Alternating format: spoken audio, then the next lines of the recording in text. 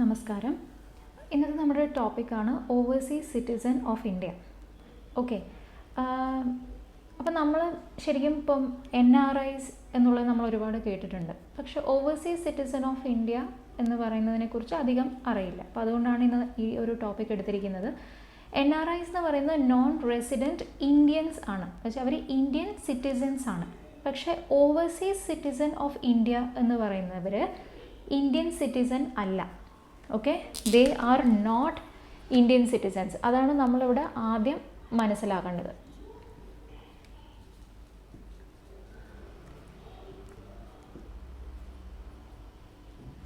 Okay, ഇവർ അപ്പോൾ ശരിക്കും ആരായിരിക്കും?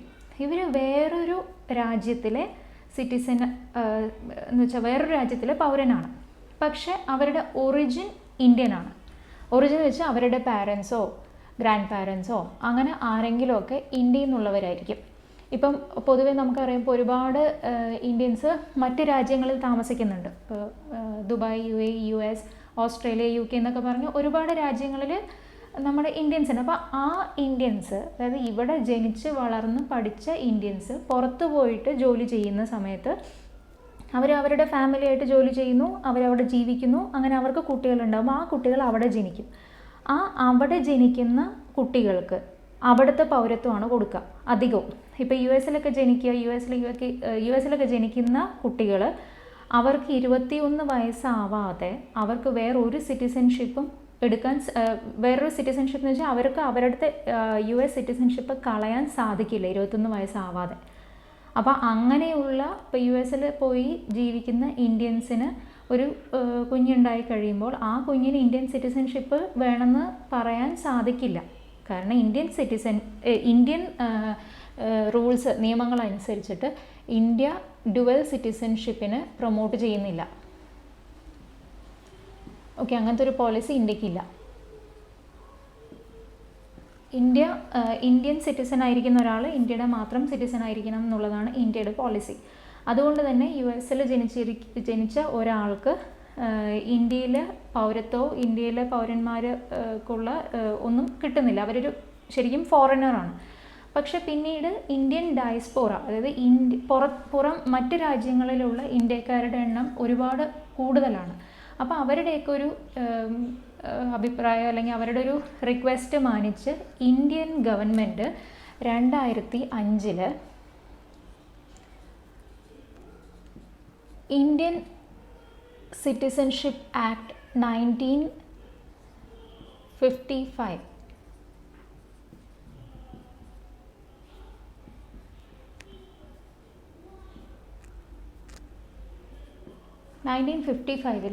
ഒരു അമെൻമെൻറ്റ് കൊണ്ടുവന്നു. ഓക്കെ, അങ്ങനെ കൊണ്ടുവന്ന് അപ്പോൾ ഇൻട്രൊഡ്യൂസ് ആയതാണ് ഈ OCI അല്ലെങ്കിൽ ഓവർസീസ് സിറ്റിസൺ ഓഫ് ഇന്ത്യ എന്ന് പറയുന്ന ഒരു സംഭവം. ഓക്കെ, അപ്പോൾ അവർക്ക് എന്തൊക്കെയാണ് കിട്ടുക, എന്താണ് അവരുടെ പ്രത്യേകത? അവർക്ക് സിറ്റിസൺഷിപ്പ് എന്തായാലും കിട്ടുന്നില്ല, പക്ഷേ അവർക്ക് ചില ഒരു ഇളവുകളൊക്കെ കൊടുത്തിട്ടുണ്ട്. ഒന്നാമത്തെ കാര്യം,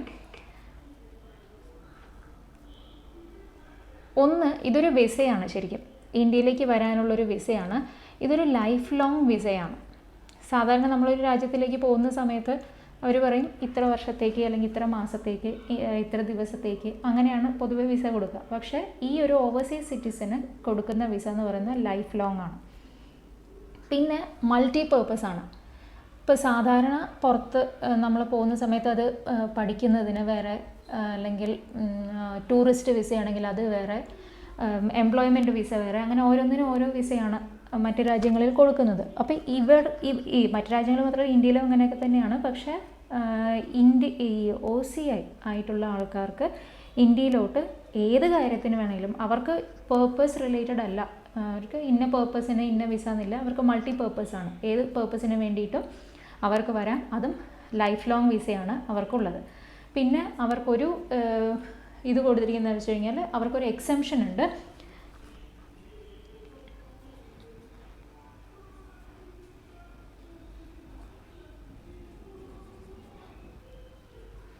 എക്സംപ്റ്റഡ് ഫ്രം രജിസ്റ്ററിങ്. സാധാരണ ഫോറിനേഴ്സ് വരുന്ന സമയത്ത് അവർക്ക് ഇവിടെ FRRO, അതായത് ഫോറിനേഴ്സ് റീജിയണൽ രജിസ്ട്രേഷൻ ഓഫീസ് ഉണ്ട്, അവിടെ ചെന്ന് രജിസ്റ്റർ ചെയ്യണം. അതായത് ഇങ്ങനെ വന്നിട്ടുണ്ട് മറ്റൊരു രാജ്യത്തു നിന്നുള്ള ഒരാൾ എന്ന് പറഞ്ഞിട്ട് പറയണം. അങ്ങനത്തെ ഒരു രജിസ്റ്റർ ചെയ്യേണ്ട ആവശ്യം ഒരു OCAക്ക് ഇല്ല. ഓക്കെ, അവർക്ക് സാധാരണ വരുന്നത് പോലെ വരാം, എത്ര കാലം വേണമെങ്കിലും താമസിക്കാം.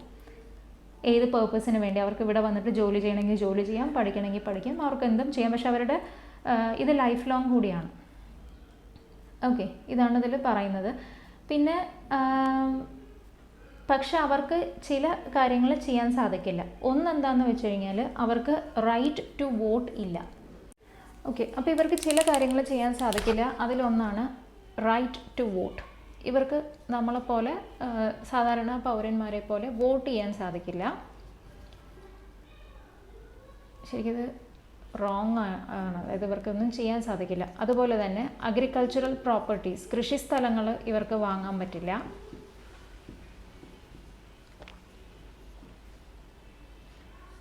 പിന്നെ കോൺസ്റ്റിറ്റ്യൂഷണൽ പൊസിഷൻസ് ഒന്നും ഇവർക്ക്, അതായത് കോൺസ്റ്റിറ്റ്യൂഷനിൽ പറഞ്ഞിട്ടുള്ള ചില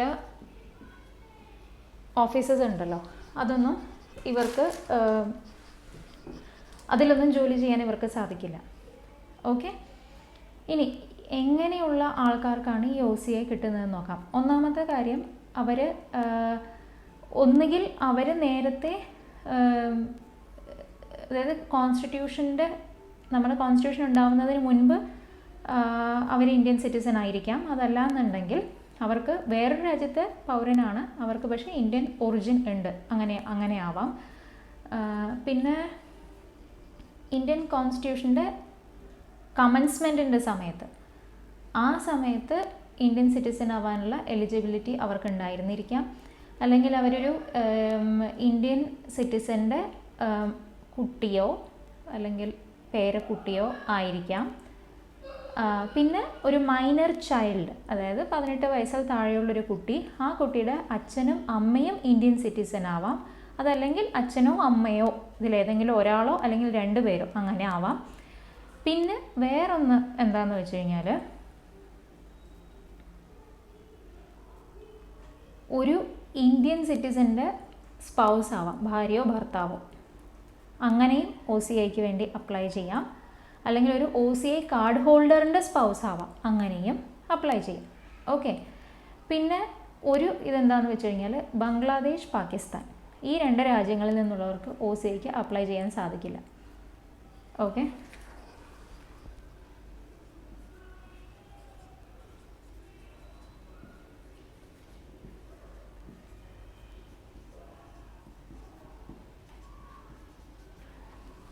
ഈ 2 രാജ്യങ്ങളിൽ നിന്നുള്ളവർക്ക് OCAക്ക് വേണ്ടിയിട്ട് അപ്ലൈ ചെയ്യാൻ സാധിക്കില്ല. ഫൈൻ. അപ്പോൾ ഇത്രയും കാര്യങ്ങളാണ് ഇവരെക്കുറിച്ചുള്ള കാര്യങ്ങൾ. പിന്നെ വരുന്ന എന്താണെന്ന് വെച്ച് കഴിഞ്ഞാൽ, ചില റൈറ്റ്സ് ഒന്നും ഇവർക്കില്ല, അത് നമ്മൾ പറഞ്ഞല്ലോ. അതായത് ആർട്ടിക്കിൾ 16 വോട്ട് ചെയ്യാൻ പറ്റില്ല എന്ന് പറഞ്ഞു. അതുപോലെ constitutional position, president, vice president, ഇവയ്ക്കുള്ള ഇലക്ഷന് വേണ്ടിയിട്ടൊന്നും ഇവർക്ക് നിൽക്കാൻ സാധിക്കില്ല.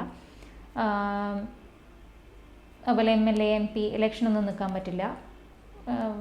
PSC, public services, union affair of the state, അതിലൊന്നിലും, അതായത് ഗവൺമെൻറ്റുമായി ബന്ധപ്പെട്ട കാര്യങ്ങളൊന്നും അവർക്ക് പറ്റില്ല. അപ്പോൾ ഇത്രയുമാണ് ഒരു OCA സിറ്റിസൺ ഓഫ് ഇന്ത്യയെക്കുറിച്ചിട്ടുള്ള നമുക്ക് പറയാനുള്ള കാര്യങ്ങൾ. Okay, thank you.